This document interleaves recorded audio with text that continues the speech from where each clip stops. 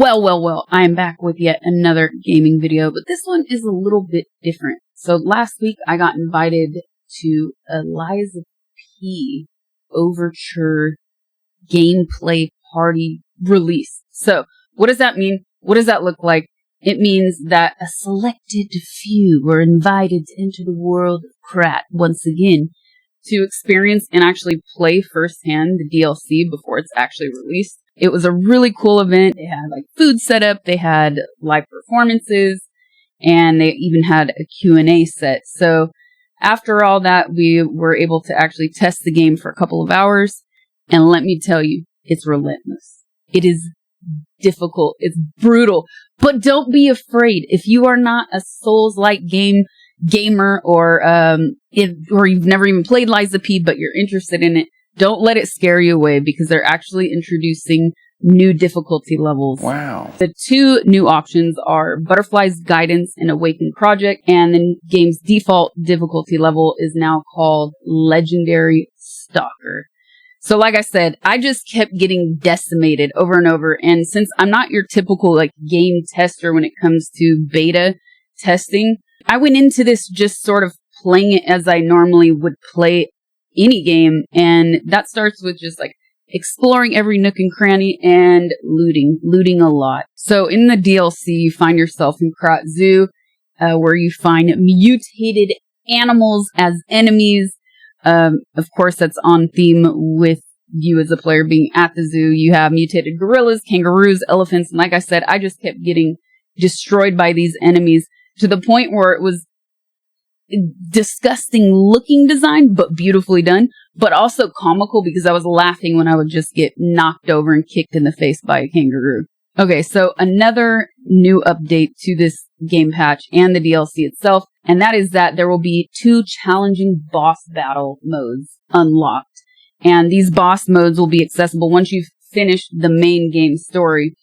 So we have battle memories, and battle memories let you just replay bosses that you've already defeated, and you can progress through this in 5 tiers.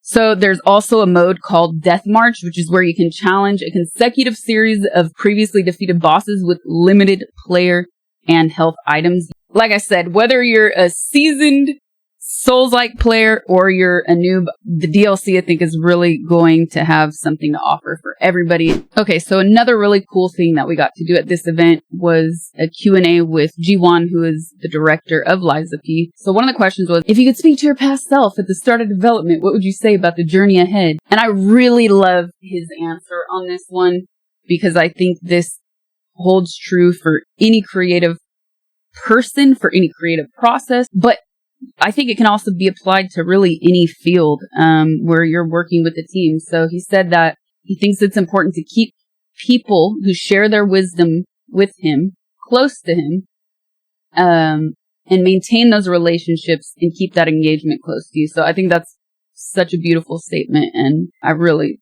agree with that one. Okay, next question was, Liza P seems like a shift from previous round 8 games. What was it like pitching Liza P? And he said that they really liked the concept, but the question was, could we really put this together? And I was confident we could. And that's cool. And G1 is a gamer himself, so you really see that he not only has like the creative mind and capability to create this game and direct this story, but he also knows what the expectations are like as the gamer and being so involved in the gaming community.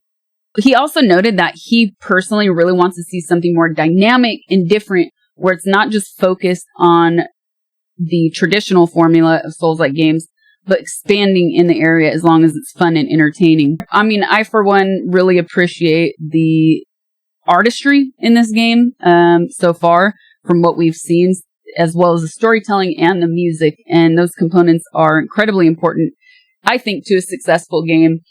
So the next question that was asked is really sad. I'm going to warn you. Somebody asked how Bomb or Spring, who is the cat in Liza P, is doing. And man, I shed a tear when he replied. He said he didn't know how to deliver the news, but that Bomb passed away last year. And then he asked to take a break. on the video. I know some of you might have heard that already, but that was news to me, and it's super sad because I know how many of us love that freaking cat, and it just made us smile every time we were in game. But now Bomb will live on eternally in this wonderful piece of art. So rip Bomb. So during this gameplay event, it was kind of funny because we were in this room where there were 2 long tables, and you're sitting with players at either side of you, and then players across from you as well.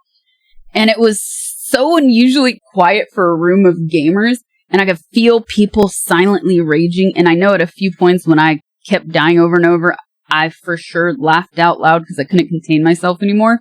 So at a certain point, because this was a timed event, I felt like maybe I shouldn't play the game the way I normally would play through, and maybe I should just try to push forward a little bit, even if I wasn't able to defeat that first freaking ape. You know, so I want to reach that next Stargazer.